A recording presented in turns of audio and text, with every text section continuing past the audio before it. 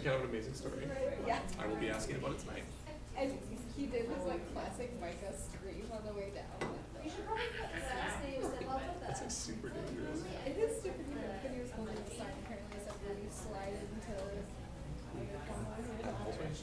I still She can't. did. Here, say here. Right? She's pretty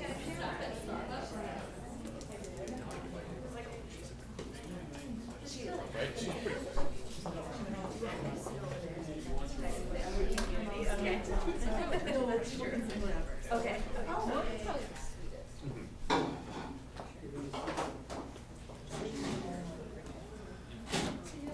And Do yourself for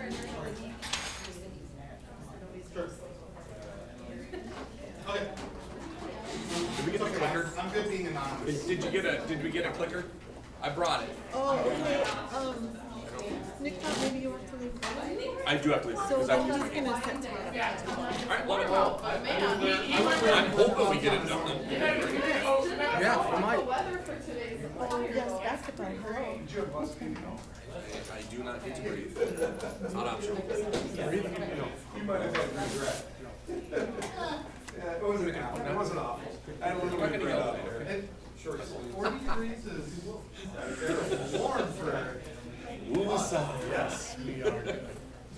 Mr. Rapp? You ready? Yeah, thanks, man. I'm ready. We got it. Well, let's see. Wait. Nick ready. Yeah. I said it was fast. You're good? Okay.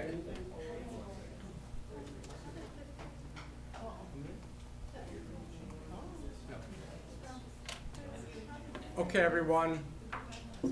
It's 3:01.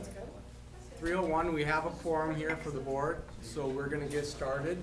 I wanna welcome you to the special meeting of the North Lakes Academy School Board tonight. Wanted to just give a couple opening comments here before we get rolling into business, but just wanna let you know, I see this as another opportunity for us to take a step forward in our leadership journey here. You know, this is a really good leadership team, and we've been really working hard behind the scenes. And I think today is just another opportunity for us to hopefully go out and earn the trust of the parents, teachers, staff, community in what NLA is and how we're moving forward here.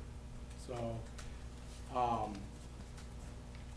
we're gonna do that by sharing with you and communicating more on important topics like making NLA a place that's great to work at and easy to learn at, and always keeping our students first and foremost in our minds. Okay? I want to say a couple things about trust, because I think there are three things in my mind that will help us earn trust in this organization, and one is communicate more. Okay? Sometimes communicate more is bringing awareness to things like regulations that change around us. So we're going to spend a little time today with doing some training on regulations and some things that we need to be aware of and be mindful of as we go about our business. The second thing is being transparent. Being transparent and open about what our policies are and how we abide by them and how we go about our daily work with our policies in mind. And the last one is collaboration. Even more collaboration than what we've already had to this point. I think you'll find this board and this administrative staff are greatly collaborative. We work well together. We've got each other's backs. And I just wanted to say that, you know, Aaron Anderson, it always sticks in my mind what Aaron Anderson says, and that is great schools are schools that have both hands on the steering wheel. It's the board and it's the administrative team steering together. The board makes policies and governance, and administrative staff carries out those policies on a day-to-day basis. And I think we have a great group here, and I can't wait to collaborate more as we go through today's agenda. Okay? All right. So with that, I want to move to seeking a motion to approve today's agenda. I will make a motion to approve today's agenda. Do we have a second? I'll second. Awesome, thank you. Any discussion on today's agenda? Mr. Chair, I'd like to make a motion that we remove community comment from the printed proposed agenda. My reasoning here is not that we would silence or prohibit speech in any way. My concern here is that what we're talking about today has the possibility of moving into areas of data privacy. Anytime that the students are identified in a public meeting like this, we could cross a line that I just assumed that CS not do.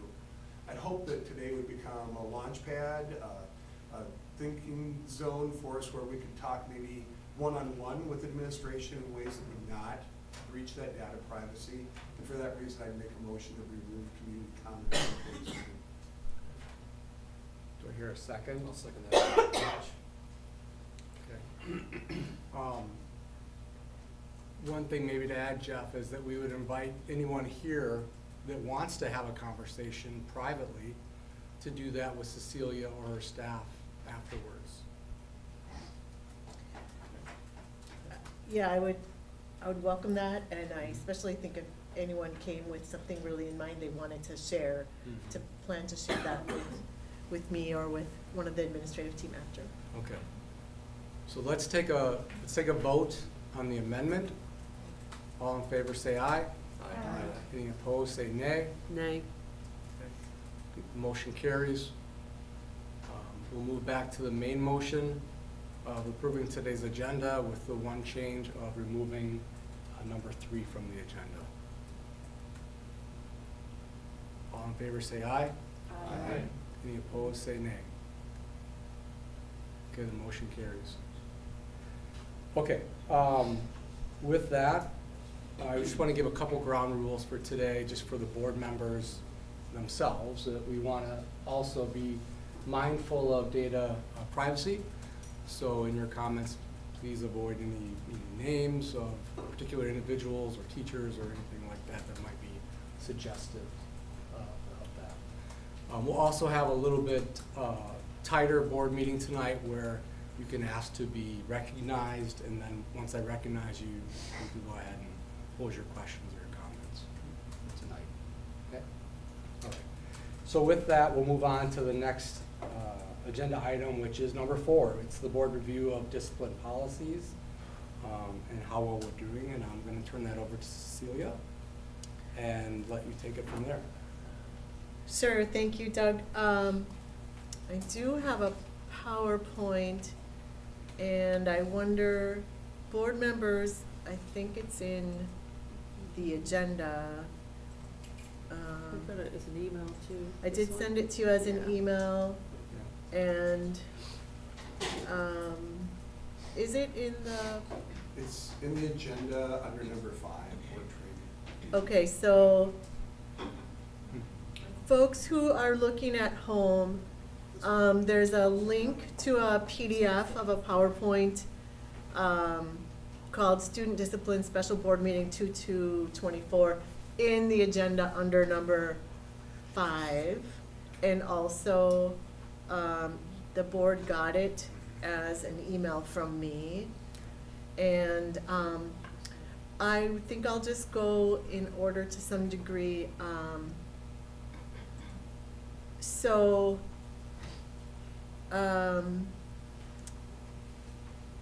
I think I'll wait. Question number 1, in terms of how well are we following policies, I think we don't even need the slides yet. So if you can just go back to the title slide, or there we go. Policy 321 is our student discipline and code of conduct policy. This makes up the heart of our student discipline handbook, which is on our website. I have read through this, and it's a typical student discipline code of conduct policy. when I've reflected on how well we are implementing it, you know, I think we are implementing it pretty well. It is balanced. If you look at, for example, the general statement of policy under number 2, so right back up, thank you for who's ever driving. You know, the second sentence in paragraph A, the school board further recognize that each student is of primary importance and is closely linked with the balance that must be maintained between authority and self-discipline as the individual progresses from a child's dependence on authority to a more mature behavioral self-control. So this is the messiness of K through 12 discipline, right? We are working with kids of different developmental ages and different levels of ability to maintain their own behavior. And so, you know, I think that this policy is very reflective of the reality of student discipline. In terms of following this gives the administration latitude for how to use all the disciplinary tools at our disposal, and it requires us to do discipline within the laws. The state and the federal government have a lot of laws about student discipline. Under areas of responsibility, number 3, that paragraph C, the middle sentence, the directors, and this is, I wonder if this should say director and not directors, but shall consult with parents of students conducting themselves in a manner contrary to the policy. So one thing I know that we do that makes us stand out is spend quite a bit of time with the parents of kids who are struggling to behave, processing about that with them. I watch, especially at the K-6, Mr. Nesvold and Mr. Lashenko, and I get involved in this too, processing with parents, helping understand a parent's perspective and the child who might be in trouble's perspective, and of course the parents whose own children might have come home and been upset about something or even been the victim of something. And so consulting with parents about all of this, I think sets us apart. We are a kind, caring place that is very community-centered and individualizing for kids, and I think that's why parents come to us. It's different than some people's experience in traditional districts where there's not as much TLC taken with folks to help them. I'm reminded of conversations with families whose kid might have come home and reported having been bullied, and to find out is it sometimes messier than that, and the kid might not see their own role or kind of the back and forth that has happened. Doesn't remove our responsibility for addressing, and we are definitely still following the policy, but sometimes it's not as sort of black and white as people would hope to see. And so I wanted to explain the nuances a little bit. I don't know if that's helpful or if that raises any questions for you. Is there anything in this policy that anyone wanted to ask us about specifically, ask me about specifically from the board here?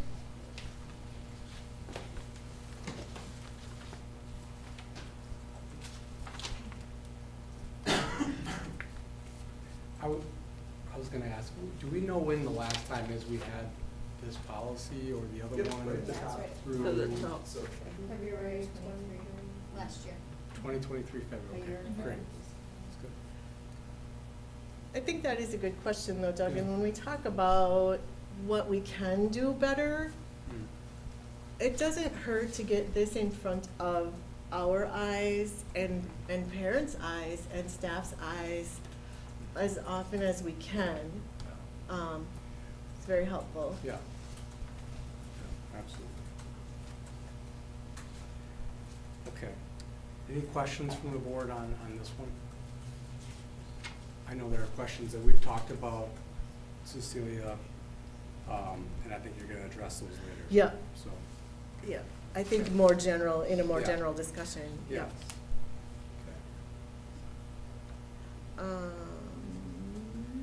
The next policy, if you want to go to it, unless anyone else has anything on this one in particular, the student discipline and code of conduct. Okay. The next one then is the bullying policy that you have in the agenda, and that is policy 308.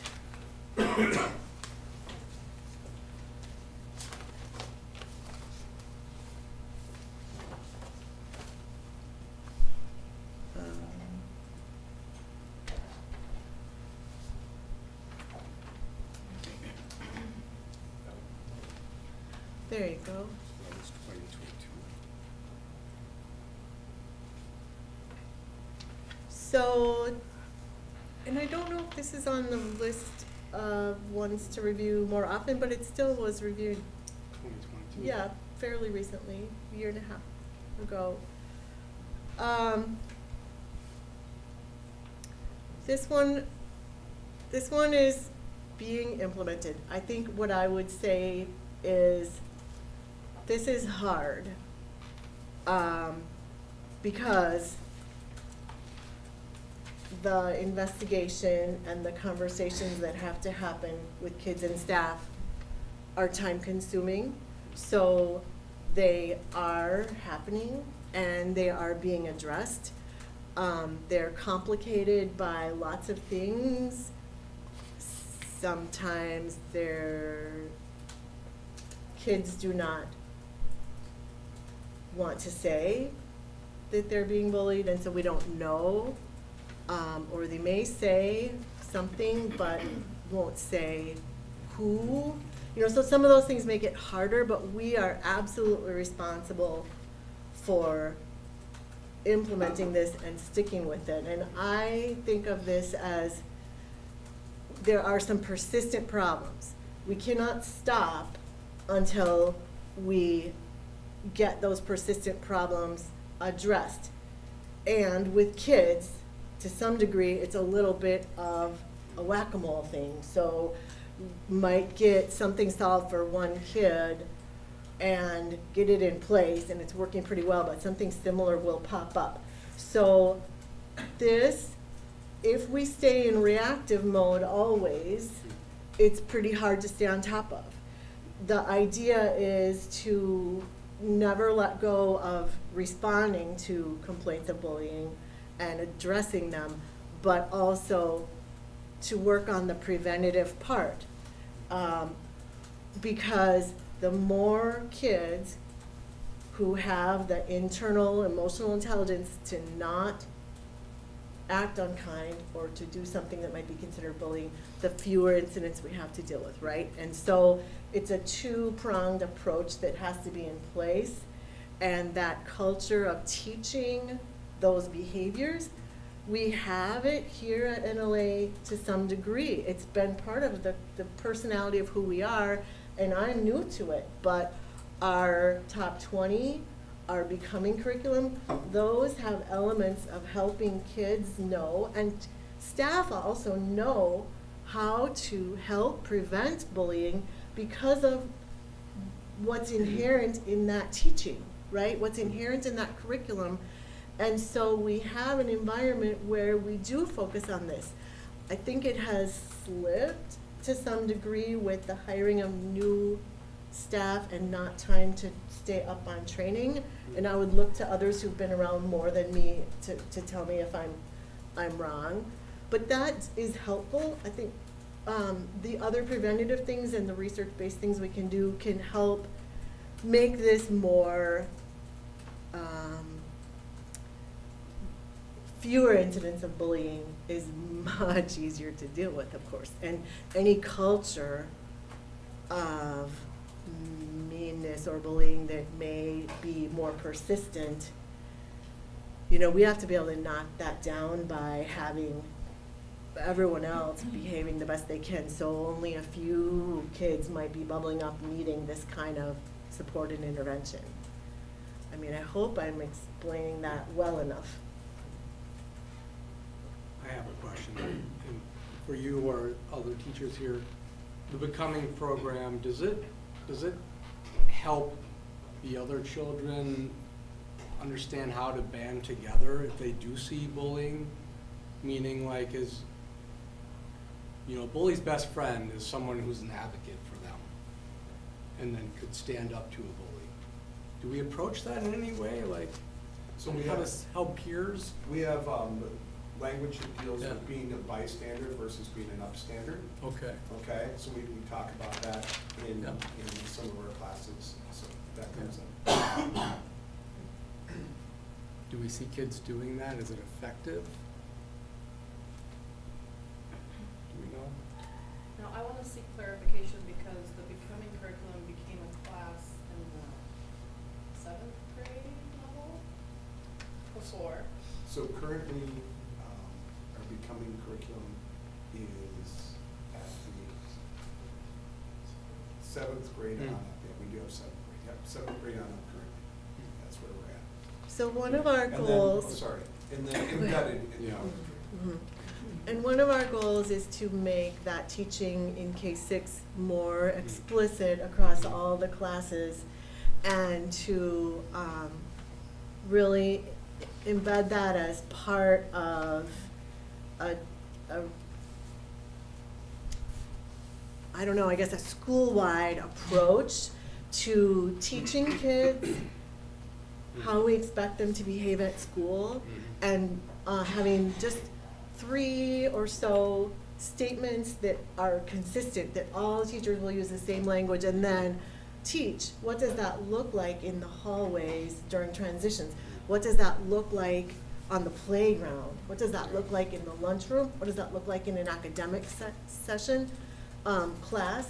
So we've just begun to start working on that as of right after the holiday break, and to really meld what already exists with our Becoming curriculum and the Top 20, which is a great source that a lot of our longer standing teachers are very familiar with, mixed in with those research-based strategies of helping teach those things in all those settings and then maintain them. And so just little fun ways to maintain those. And a lot of that is about getting the routines in place in school and getting that common set of expectations in place across all staff. It's a very positive focus. I think that I have a lot of hopes for that. It does not happen super fast, but we could hope to see a difference before the end of the school year for sure. But that's a more long-term, and when we get into a few more questions, we'll talk about short-term, long-term. This bullying, is being implemented. Definitely, we miss things. We do. We miss them because kids might not say, or because we're spread too thin. We do our best to stick with something until we've got a resolution. We have a school social worker, we have our dean, and we're talking really, even though this is a K-12 school district and K-12 meeting, that a lot of these behaviors kind of go away with the maturity with most kids, and so we are not seeing the bullying or acting out in the same ways in the secondary school. Yeah.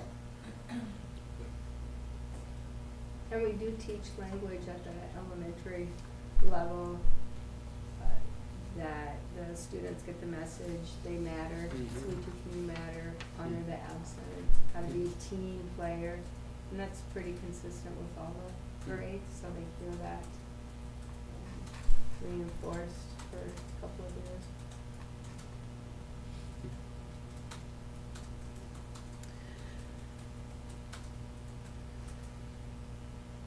I don't know if you want to talk about I don't know. I'm just interested if there's more questions about the bullying. Well, I think, May I ask a question? yeah. Do you please feel do. that the 2 policies that you just went over are either strong enough or clear enough or laid out enough for you to just deal with behaviors? Should they go back to the policy committee and maybe we revise them? You know, that's a great question, Laura. Of course, they're really wordy what policies are. I think that what you're implying is a really good thing. I have seen some straightforward flow chart kind of things that boil these kinds of things down to an essence that is helpful to administrators. Some administrators have them right on their bulletin board by their desk. They go right in a student handbook, and that could be something I haven't seen here. Could be a way to sort of help everyone be on the same page and streamline. Yep, and I know that I've heard that people want to know what is our process, what is our policy, what are we doing, and I do think something like a flow chart or something with far fewer words could be helpful. We do have a new dean of students in our building this year. We had a new one last year. So just to be able to come in, it takes some time to just understand the culture and how we do things. And so when I looked over the policy, there's room for them to make some decisions, but I don't know if being new, if that's helpful enough to guide them. I really like the idea, Laura, and I think it will help us with being consistent and being transparent on how we deal with certain behaviors. Allison, would that be something you'd be willing to take into the? Yeah, like a flow chart of discipline process. Yeah. I just want to say, Yeah. I don't know that it would need to be in the policy. Yeah, I I don't think think it's- oftentimes you'll see a policy and then you see the procedure that says how we do this. Yeah, I And think it's it the almost procedure, Okay. more so, yeah. Can I But how, ask can I ask one clarification question? So how do we get to that flow chart then? Is it is it a board Seems like policy? it'd be an administration. Or Yeah. administrative? I think it's Taking the administration. policy and then Okay. administration Yeah. will create the flow chart. And because we How- are teacher, Yeah. you know, we really are very focused on teacher-led. I think this is a collaborative effort. Mhm. Maybe administration drafts something and brings it out to teachers and we talk it through. Okay. So can we have a plan for that then? Is that something that you could take on and A flow chart, yeah. bring a flow chart back in a month, 2 months, however soon you could do it? Yep, so that would be this table of gentlemen over there, and Mr. Olshenko's not here, and me getting a draft together, and then Yeah. bringing it back up to our teacher leaders or our whole staff. Okay. Do we Can I- need do we need two of them? One for maybe the Potentially, upper, yeah, one for potentially, lower? yeah. Are you guys talking one for discipline and one for bullying, or? No, I would think that they go together, but I don't know, do you have? a Pulling question? from both? Bullying is probably a part of that. A part. That's another, like, it goes off over here because now it's bullying, right? Just a follow-up question with that, and maybe this could be part of the flow chart. I know before Christmas break, you had sent out the kind of steps of if a student gets sent down to the office. And Expectations. the expectations. And one of the big things was that they had to make parent contact home. Has that been getting followed, or do we know how that's Yes, been going? so what I found out when I dug into that, because I was new, was that was happening. But what wasn't happening is we didn't have a nice clean way of looping back with the teachers to say what we had done in the office. So somewhere along the line, there used to be a tighter process of an office referral. There used to be an office referral form, I was told, and that then there was administration looping back with the teachers to say, we have, called parents, we've reached them or we've not reached them, or things like that. And so it was that feedback loop that wasn't happening, but the actual calls to parents had continued. That's something Mr. Olshenko was doing, that's something that Mr. Neskold was doing. And oftentimes the goal, of course, is to have the child and the parent and the administrator all on speakerphone together and talk about the incident in the moment. Truth be told, I had a call from the assistant principal at my grandson's middle school today, and we had that very same thing. This is the first one for me. The last call I got like that was he was student of the month. But this one was a little different. But that has been happening. I think what's happened is Mr. Olshenko's new, Mr. Nespold's new in his role. I'm new and spread too thin, and so there wasn't that feedback loop. So now we have we talked about this at the beginning of the month, end of January, and we finally have this form beginning to be put in place where teachers can send a form with the kid. Why are they being sent? What specifically happened? What's the outcome the teacher's looking for? And then our efforts to loop back. We're trying experiments with paper, Google form. We'll keep working on until we find out what works for people. Yeah. And if the parent isn't reached, what happens? Do they have to stay there until the parent is reached? Are they sent back? What? So that depends. It really depends on a lot. And I watched Mr. Nesfold and Mr. Lashenko having these in the hallway conversations all day long. How many times have we seen this kid? How many times have we seen this kid today? How did this kid process about this? How bad was the incident? What have we done in the past? Kind of what's sort of stacking up. So they're making their judgments on whether the child can go back to class, or whether they need to stay in the office, or potentially whether, something else needs to happen. And can I ask, okay, I think I have one final question, and then I'll let somebody else ask, but I know one of the big concerns that I've heard a lot is a student will get sent down to the office, they call home, and then they get sent back to class and then blow up the class Yeah. 10 minutes later. Yeah. Is there a same day sort of escalation For process sure, that we have, or absolutely. can we make that as part of the flow chart, or? Yes, and it is something that happens, although sometimes we miss the mark, right? Sometimes we would never send a kid, well, I can't say that. We would try not to send kids back to class if we don't think they're ready to go back to class.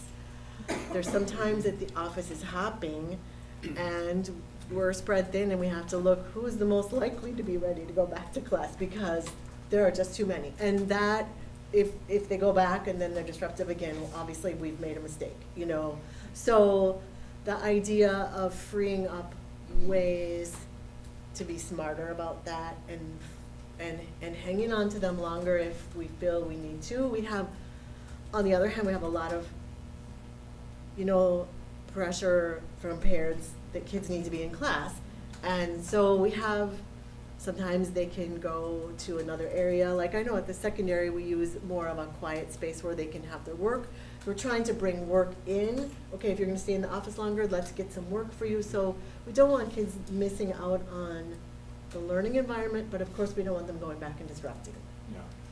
The point is good though, and that's one of the questions that we've asked Cecilia to try to address today, is that the progressive nature of discipline as, things happen over and over again. So I think she's gonna get to that. Some of the questions you're seeing Cecilia talking about are questions that we preempted her with based on pre-review of the policies. And so she's prepared to address a lot of those questions. I have a question about the flow sheet as it pertains to students with IEPs and 504s that might be contradictive Yes. in their plan. How would that be tackled on the flow sheet? We can talk about that now too. You ask a very important question.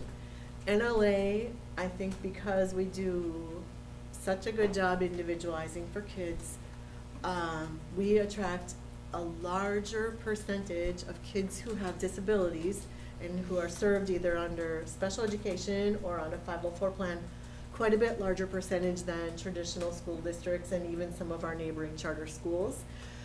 I think that's a good thing. I think it helps make us really who we are. And I watch the kids walk around and, be so much more inclusive and welcoming than they would be if they didn't have such a high percentage of kids with disabilities. Anyway,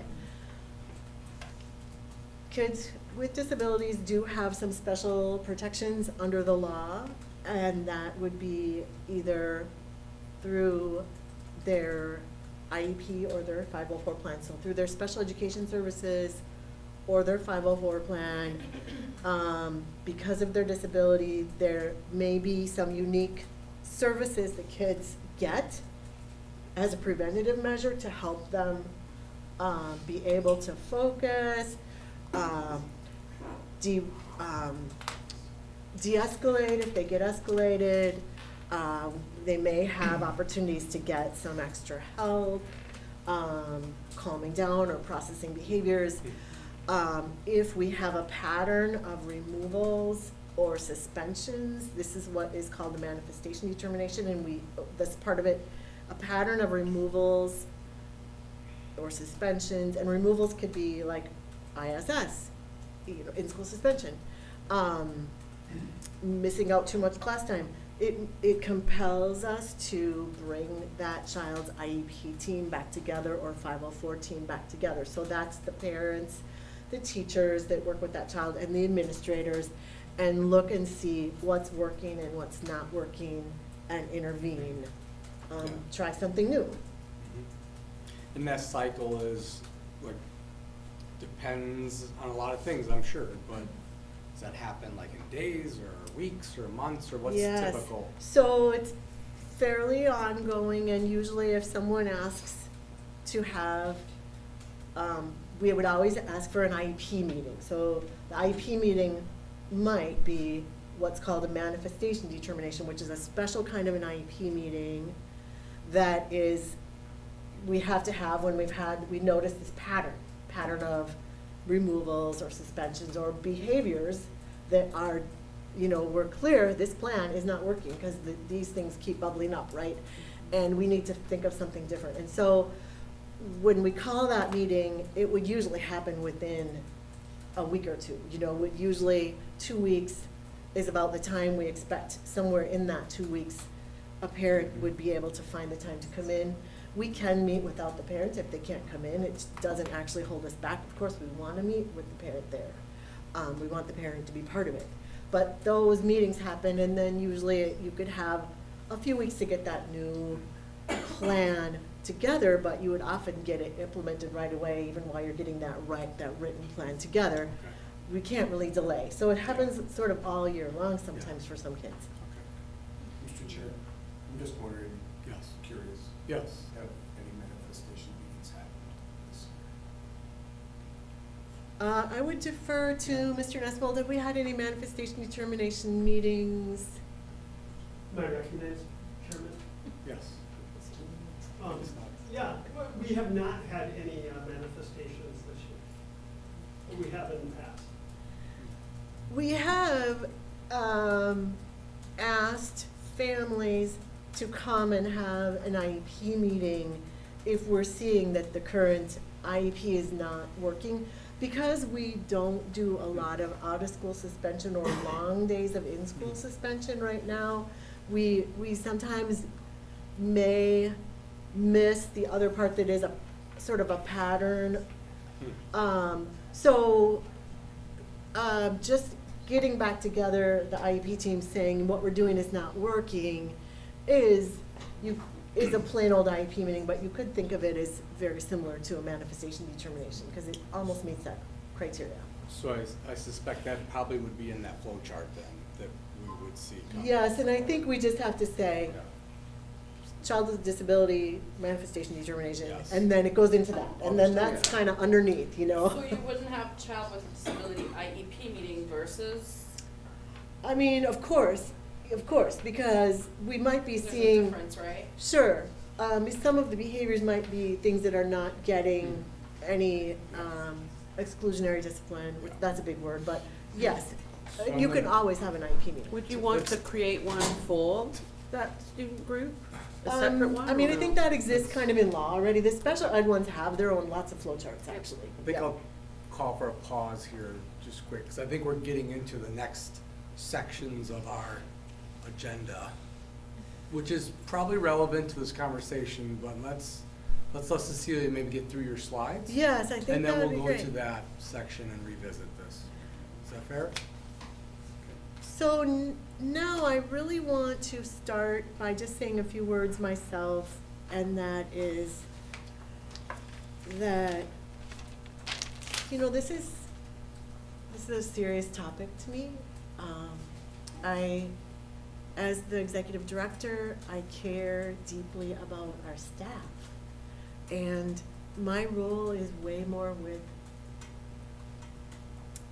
leading upward with the board and dealing with Minnesota Department of Ed and dealing with the authorizer and then developing this new administrative team. Being part-time, I'm not able to spend as much time with staff as I want to. So it's frustrating for me to not be able to hear firsthand their struggles, but I know, I do hear their struggles sometimes. I go to as many meetings as I can, and I want people to know that I care about the school deeply. I care about our staff. I want them to stay. We're nothing without our staff. I care about our families and our students, and so I'm grateful for this opportunity to come together. I'm alarmed by people's feelings of being stressed or sad or not supported, kids, staff, families, all of it. And so I want you to know how hard we are working and how I am listening. So let's go through some actual data. The first thing I want to share is that North Lakes Academy, we have had a lot of years of tracking our enrollment because we have to report it to NDE. This is a little graph. It's kind of hard to see, but you can see that from 1819, before we even had K4, all the way up to last school year, we have our number of kids that were counted at the beginning of the year in October. They're on the left here. And then over on the right side, adjusted ADM is kind of how our end of year count is made. ADM is a fancy way that we count our head counts that is a little complicated, but you can just think of them as kids. So one thing you can see is that's been a little bit all over the map, and there's always some loss of kids and some gain of kids. I wish I had this month by month because you would see that happens. But if you go to the next slide, this is what's called the ADM, which is the end of year count of kids essentially, to October 1 count ratio. What that is reflecting is our net loss of kids over the year. Any number you see under 100 is a net loss of kids. So I apologize that the grade levels didn't come on. I should have added the grade levels to this little graph, but it starts with kindergarten at the top, it goes all the way down to 12th grade at the bottom, and goes across the school years.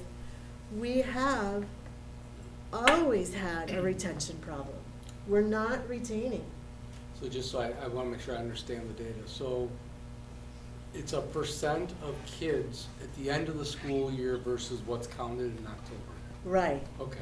So you ended with your goal is to have a number of 100 or more. 5%. It doesn't mean that the same kids that came I understand. in October are still there, but it means Yeah. you didn't have a net loss Yeah. if your number is 100 or more. Got it. Understand. Okay.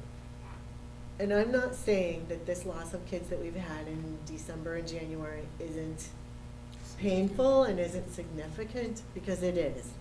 I did want to give the context that it is a part of our history. Okay. And I think that the same thing goes for recruiting good staff. Retention is even more important than recruitment. If we get them, we want them to stay. I have watched some teachers in this room be devastated by the loss of some individual kids this year. Be so sad to lose some particular kids, and that's heartbreaking to me to see the heartbreak on their faces. We need to be able to find out how to keep them. We also can't beat ourselves up a lot, because ever since the pandemic, families are pretty fickle, and with school choice, it's a double-edged sword. Parents get to choose. That means they can come and they can leave. Let's look at the next slide. This is our current, so this is this school year, 23-24. I think Todd is actually, but, So October 1 is the first official count of the school year, and then current is our most recent submission to the Minnesota Department of Ed. You can look across for each grade and see, you know, some losses, but also some stability. And even some growth. 11th grade is rocking it.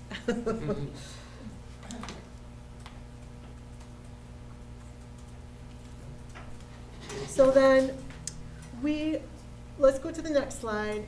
This is a pie chart of the reasons that kids have left. These are K through 8 kids in December and January. We did not lose any 9th through 12th graders in December and January. But K through 8, we do not have a great exit survey, but we do have Nancy actually here in this building. When a records request comes, she handles the records requests. She will ask families if they'll be willing to give a reason that they're leaving. Not all do, but I put them together, the ones that did give a reason. And I've got some more data beyond this, but I wanted to explain. Student behavior was 14% of the reasons. The biggest, that's the red pie in the top right-hand quadrant. The biggest reason for people leaving was a combination of our budget cuts, our programmatic changes, and perceived instability. I put those all together, they all seem to go together for me. That was actually the biggest reason. Some of these, like let's say homeschooling, maybe some of the homeschooling families had an underlying reason, we don't know what it was. Moved. This red or orange slice at the bottom, this is unhappy with a teacher or an administrator's behavior management or discipline. These were parents who left because they thought that we or one of our teachers was too strict with our discipline. So I just wanted you to see the breakdown. This, just preparing for this made me know that we have to be much better about a more comprehensive exit survey for families. Not all will answer, but we want to invite their input.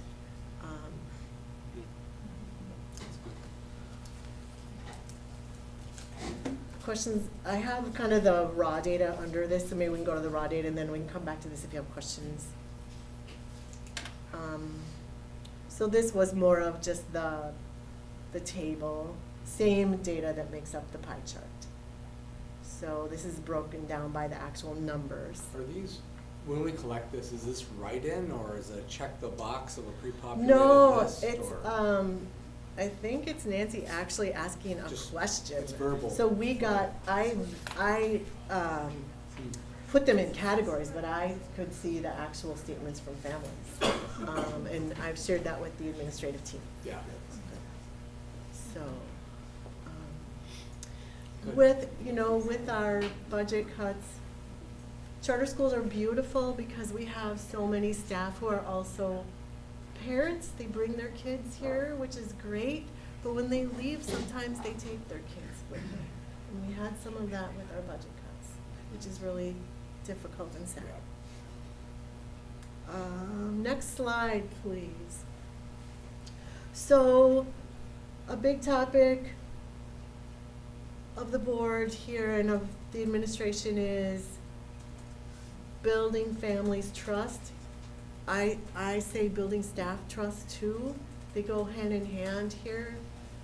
I put a couple of ideas down here to talk about, and I really want to hear the board's questions and input. This is something we want to work with staff on too. So assuring that we are following the discipline policies and the student handbook, we can talk through this with staff. I think the flow chart is exactly the tool that's needed. I'm hearing from some of you that right now, we may need to do more in-school and out-of-school suspension. That we can do and we will do to help get some breathing room. So when there's been an incident with a child who's 4th grade and older, that is something that is within our discipline policy to do out-of-school suspension for, we will consider it more often.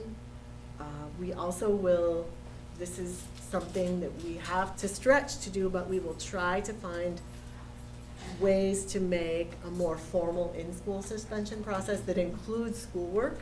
That's another one. Kids with disabilities can't be kept from their instructions. We have to get schoolwork.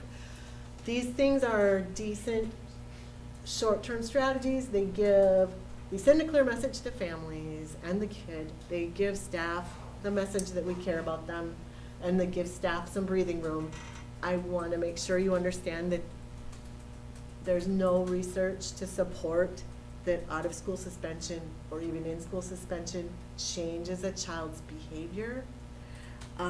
So we cannot tell ourselves that that's going to help the child improve. So, but we can take it for what it is, which is a message and a breather, and use it more often, but still sparingly, I guess. There's a new law that passed in the legislature over the summer that restricts any use of out-of-school suspension with kindergarten through 3rd grade. And that, of course, that makes sense. We don't want to see young children suspended, especially out of school. The intent of the legislature is to grow that up through the grades because the research behind it is solid. They're giving school districts time to get things in place which are more preventative measures, so that's good.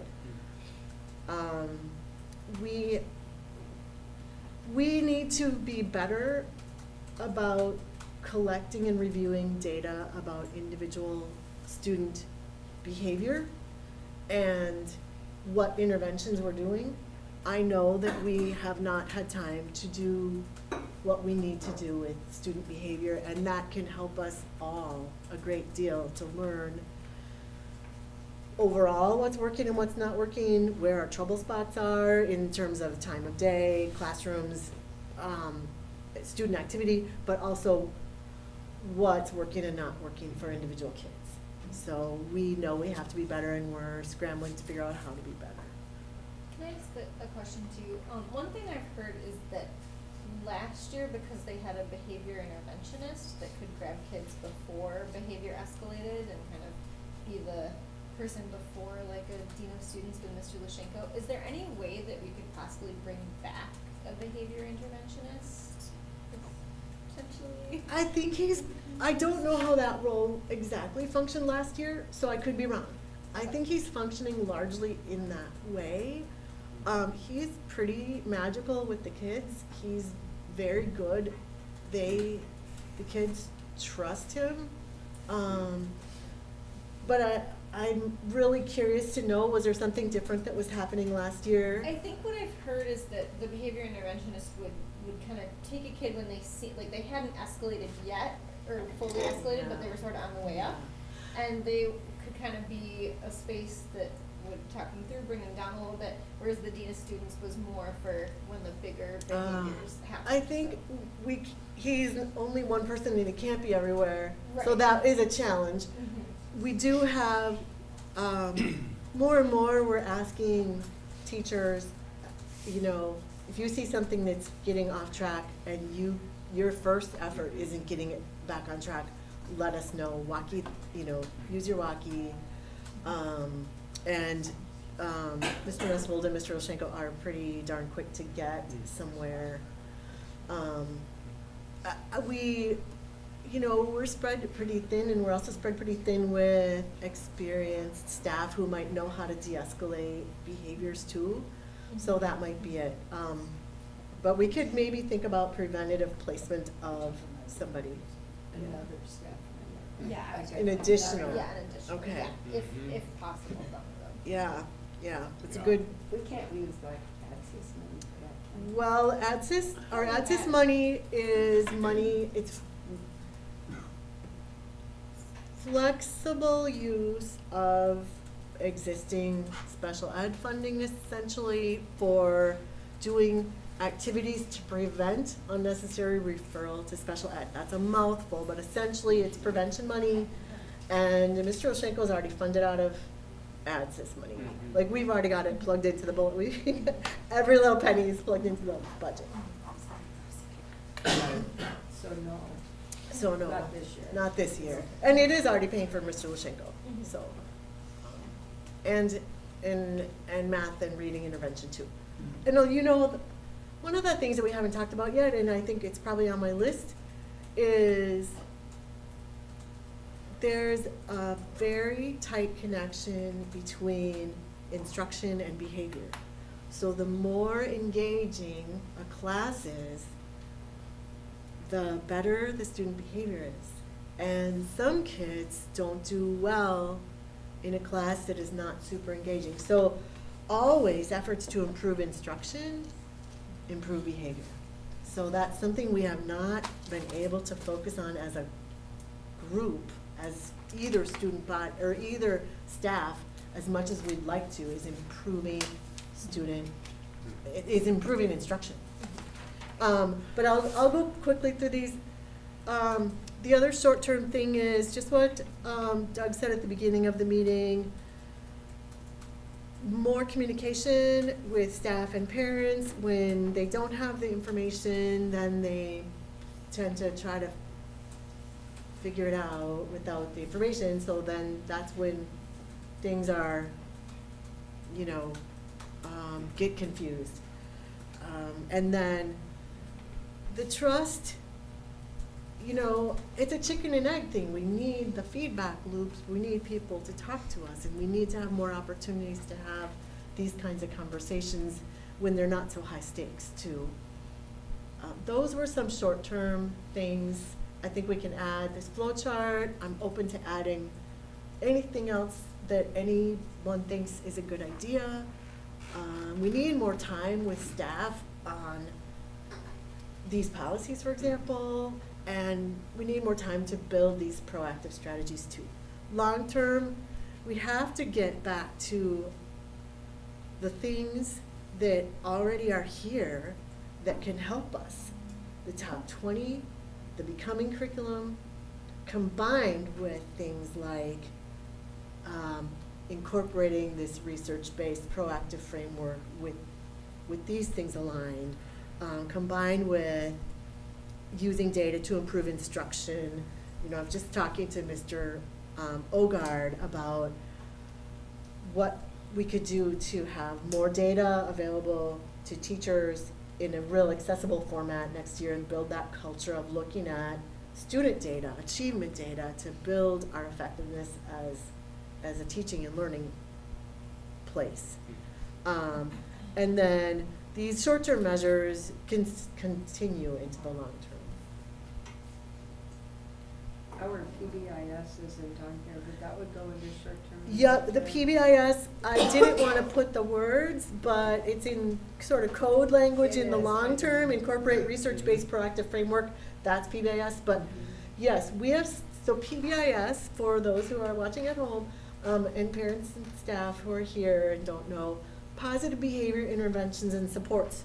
So in our bullying policy and in the Pupil Fair Dismissal Act and in special ed law and in any number of state and federal policies, we're required to implement research-based proactive strategies. And that comes down to implementing positive behavior interventions and supports. We started working on that after the holiday break. That's what I was talking about when I said 3 to 5 positively stated expectations, that all staff use the same language, we teach, we reinforce. We have a small group that's coming together to begin to work on that. Mr. Lushenko and I both have expertise in this area. Long term, that's gonna help, and even short term. So we started a mini version of at least working on the routines part of this and reteaching routines in 5th grade right after the holiday break, and they have already seen big changes, effectiveness. It's not perfect, and it takes a long time for this to really, really start showing, but you can already see glimmers in 5th grade. And I think that the importance here is the short-term, long-term. Yeah. We have long-term goals and visions that we're gonna get to. But in the short term, there might be tools that we need to use to Right. make sure staff is equipped to do the things we need to do. Yep, And I think that, the out-of-school suspension, while it's, none of us wanna see that happen, but there are times where the progressive nature of something leads us to that as a tool to use. And so I'm happy to see that on the short-term list as well. yep. We don't want kids to be afraid. We Right. don't want families to feel like they have to leave. We don't Yeah. want staff to be stressed out or Yeah. want to get out of teaching or want to leave NLA. We don't want that. Gotta take care of the kids and the teachers. That's right. The next, do you want to go to the next slide, or do you have more Yeah. questions? Nope, I think we move on. There we go. Todd. Question 3, he's there.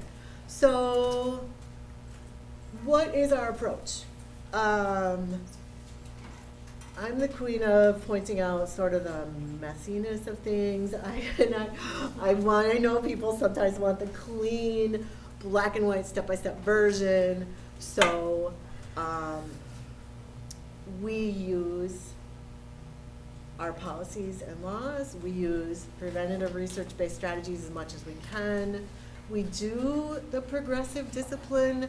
It's very individualized, but absolutely, I see Mr. Nesfold, Mr. Olshenko every day adding up in their head, how many times has this kid struggled with this particular thing, and we change it up. We have been hesitant to do a lot of out-of-school suspension. We're also not equipped to do a lot of in-school suspension. We've been doing more and more of it. The things we've added lately are, like I said, adding in keeping kids longer. If they've hurt someone, they don't go back. And we're getting work so that they're not just sitting. We don't want things to be rewarding. This is always a delicate dance because we want kids to know they have a safe place to process and to learn and to move forward instead of just stay angry.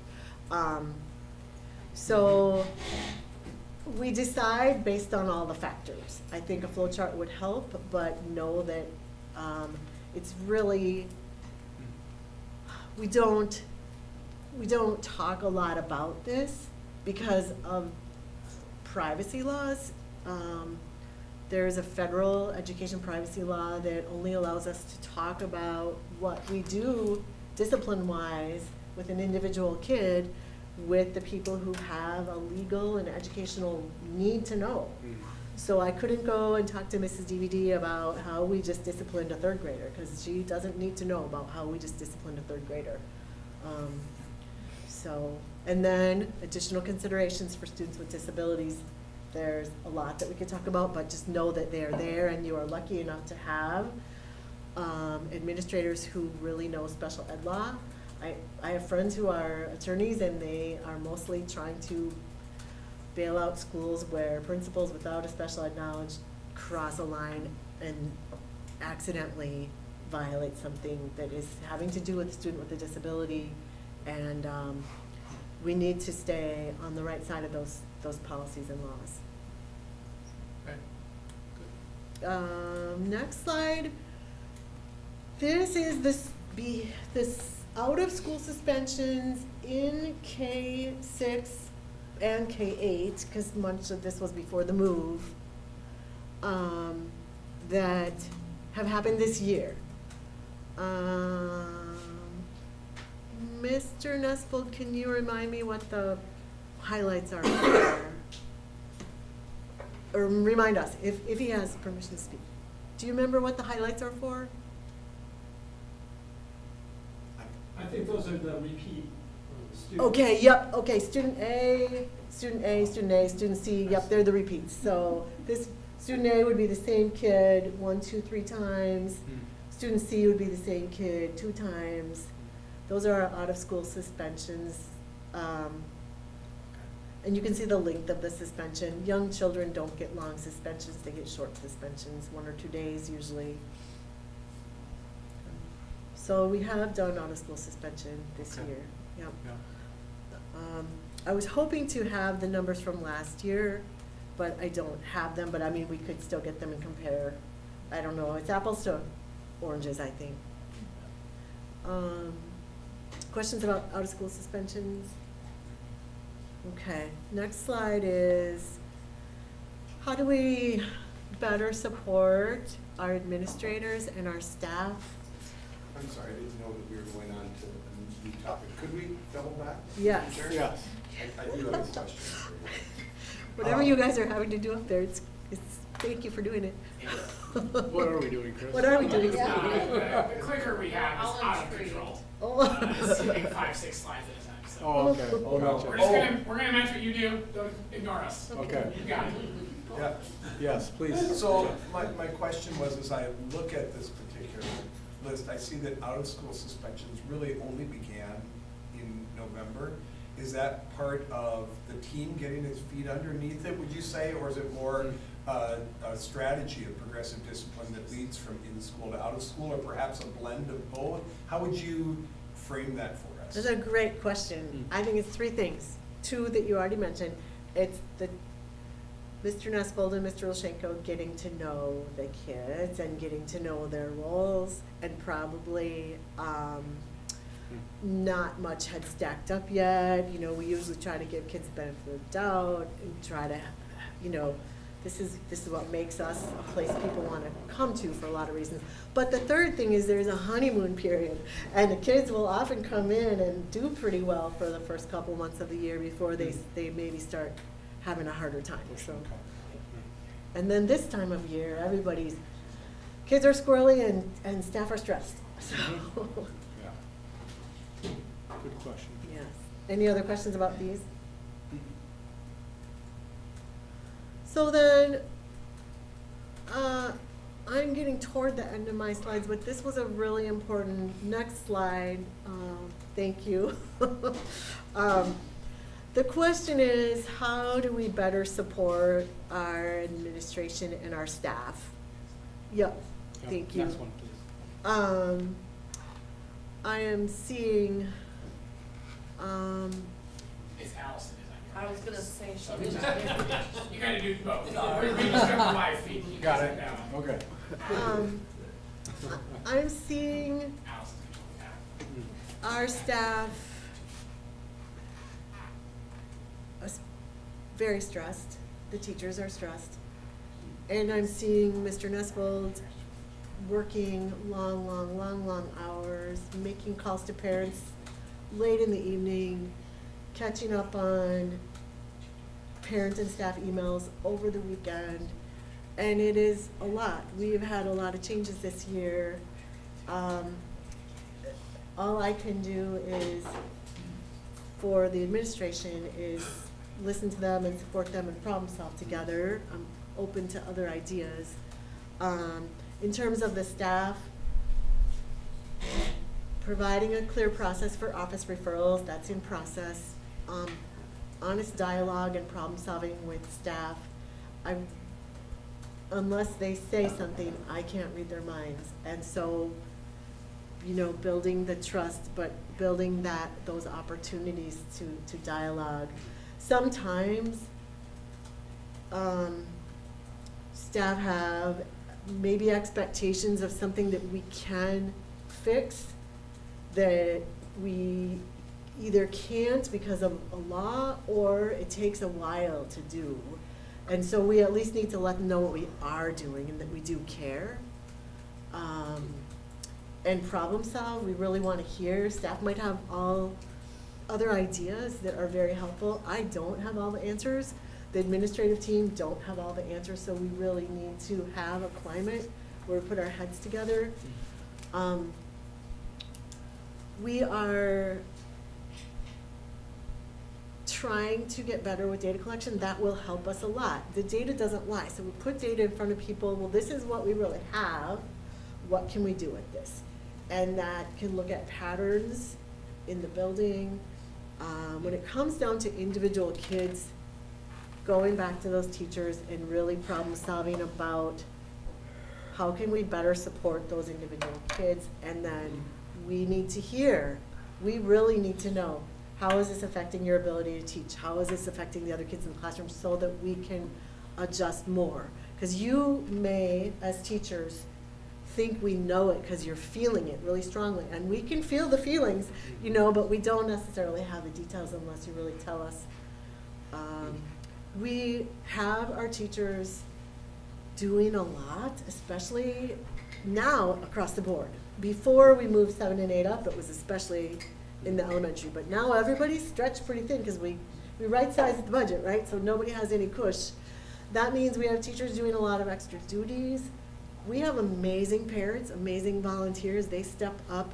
We need to even have more of that to cover some lunch and recess duties and things like that, so that staff can have a little bit more time, a little bit of time to just decompress and get some of their work done, or do nothing, just, you know, take a walk and then do their work at night. I have a quick question. Cecilia, I really like number 2. Do you have a mechanism in mind of how you might get that data, or? Well, I think our large group staff meetings don't seem to be the right place for this. We've really been trying all year long in our large group staff meetings to have these discussions, and lots of people won't speak up. So I think it's gonna have to be smaller groups. Mr. Nusfold goes out to the grade level team meetings, and I think that staff are being pretty honest with him about how they're doing and how they're feeling.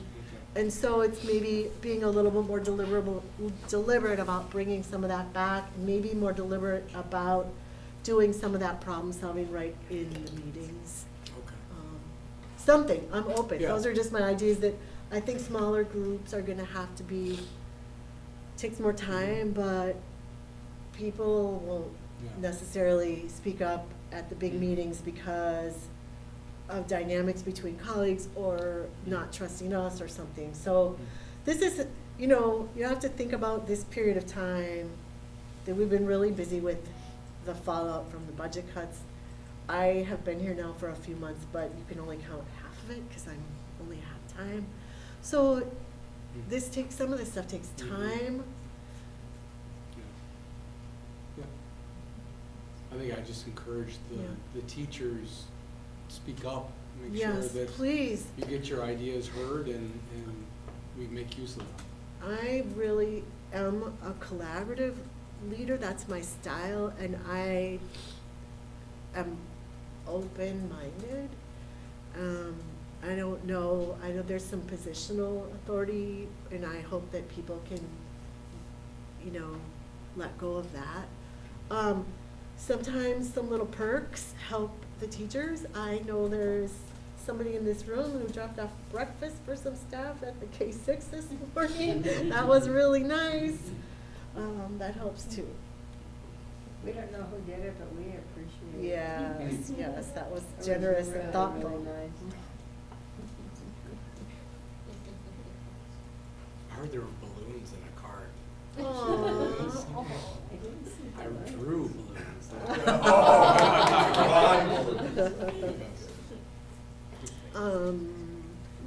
Any thoughts from the board on this?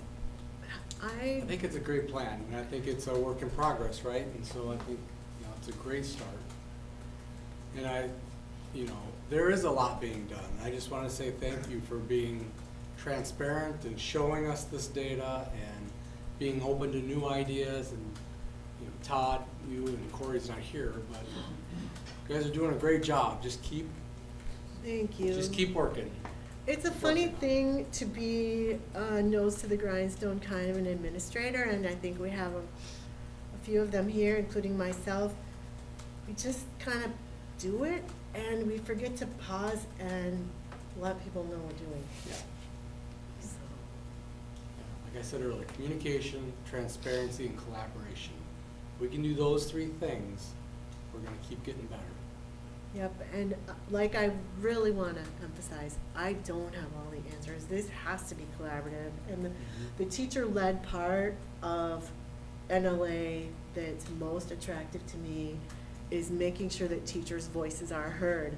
I left teaching because I felt like I wanted to affect change in my building, and it was a very top-down building, and I went to work for the state. I was like, it was a polar opposite. Like, I got to affect change on a totally different level than my classroom.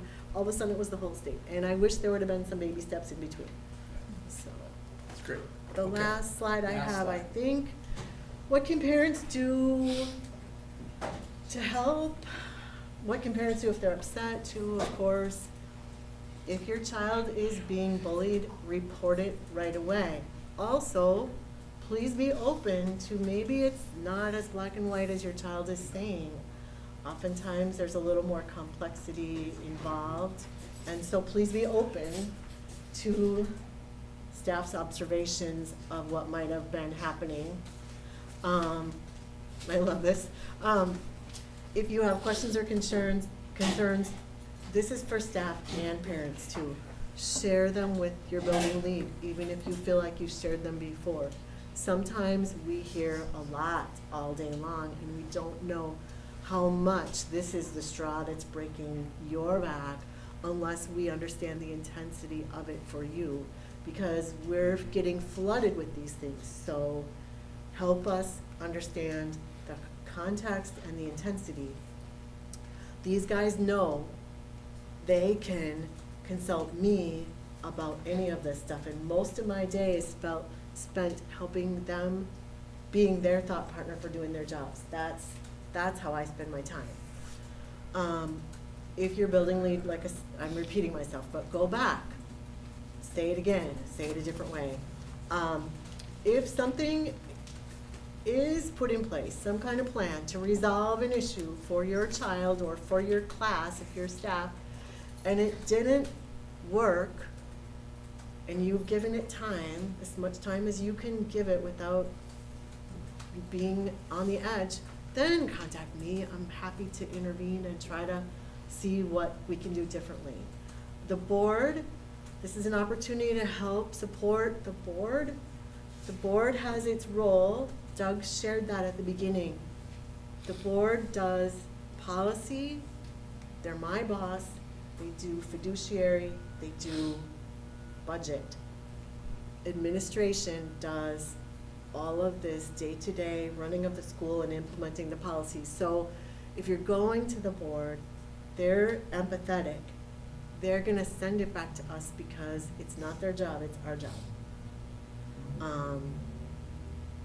Read the student handbook to your child. Go over it again. They forget. It's good for parents and kids to get refreshed on what are the rules. Parents, I would love to have parents learn more about our top 20 and our emotional intelligence, and that's one idea that I have is as we move into PBIS, a big part of that is rolling out PBIS to families, and our PBIS will have top 20 and emotional intelligence becoming curriculum embedded in it.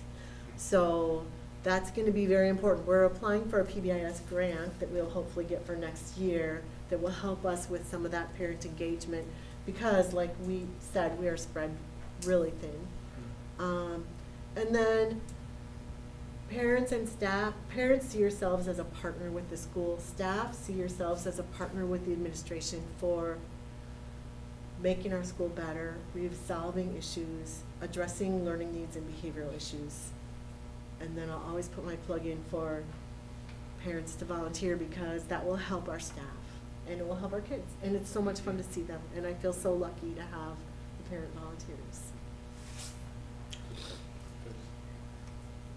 Okay, I think we're at the end of that section. Thank you for the data.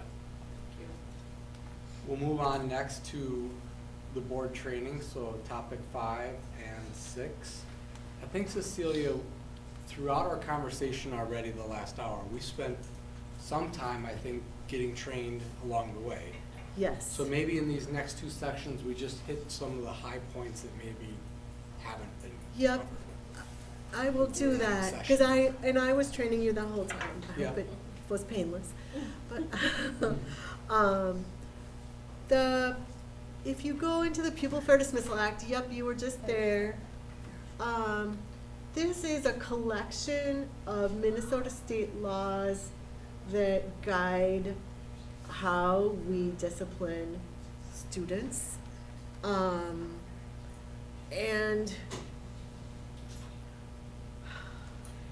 this, I don't really want to take you through it word for word, but this gives us very clear parameters about what we can and cannot do, especially in terms of suspension and expulsion.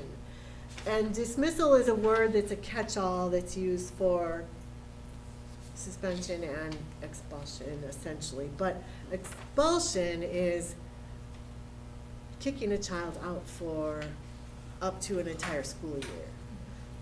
Suspension can be out of school or in school, but is usually for, you know, a day or 2 or 3 or up to 10 or 15 for really horrible things. There are very specific laws and Minnesota rules, the legal references are at the bottom of it, I think, around what are the situations that allow us to do any of these things. This will get also into specifics around the special parts for kids who have disabilities, which means on a 504 plan or an IEP. So that's, I think, what you mostly need to know. If you have any questions of the details, I'm happy to share. I think one thing you mentioned earlier was the K through 3 piece of this is important to know that is specific Yeah. to K 3 and We really cannot suspend those kids out of school, Yeah. except for very rare situations. And we need to get ready for that to grow up through the Yeah. grades over the next few years here. yeah. And so we will, All right. and we can do it. Manifestation determination, we talked about a lot. It's a special IEP meeting, which, you know, is convened when a child with a disability has a pattern of behaviors, especially removals, that are telling us this is not working. We need to get back together. This is when we also would be considering a change of placement for the child. Change of placement is a fancy word for putting the child in a setting where more services are available, and oftentimes that means less time in the regular classroom and more time in a special ed classroom getting specially designed instruction. We never consider a change of placement lightly. In charter schools, we have a limited number of what those placements can look like. But in traditional districts, they have more kinds of placements where kids are spending more time in a special ed classroom. We don't have that. The law compels us to create it if we have a kid who really needs it, but sometimes we have a conversation with the families that this is what that would look like, which would be kind of weird because your kid might be the only one getting this level of services, and in a traditional district, your kid might be in a room with 5 or 10 other kids with similar needs. And so we have those conversations with families all the time because we're different as a charter school. And that's about it on those, unless you have specific questions about those. Did anyone, any board members have questions on the 2 documents? And I don't know I think I had asked mine throughout. if, so- yeah, and this has been an opportunity to share with the board. I think that training on these topics is good. In other places I've worked, we always did an annual sort of special ed 101 training with the board. We've also done a discipline sort of 101 training with the board. So that's something we could put on our list as more internal training that we could do. And happy to bring in experts if you want to hear any of this from someone, not me, too, you know. Maybe one question is, on an ongoing basis at regular board meetings, will we get some kind of update on, you know, Yeah. discipline or numbers Yeah. of suspensions? Report, maybe. So, yes, we sure can. And, you know, like we talked about at the last board meeting, we really want to launch into a period of strategic planning, which would include us bringing the board some information and stakeholder input, data, to help set some strategic priorities, and maybe something along the lines of improving the behavioral culture or something like that might emerge as a strategic priority. And then how I'm seeing it is those strategic priorities would really guide us in having some kind of a dashboard to report to the board. Maybe not everything would have data every month, but definitely, our goals, of course, just like you know from your work, you set a goal, you measure how you're doing on the, that's what you pay attention to, right? And so, I was appreciative of the table that you shared tonight, of the data. So I'd love to see that kind of a data set each board meeting. okay, Would be great. sure, yep. So, Thank you for putting all this together. yes. You're Yes. welcome.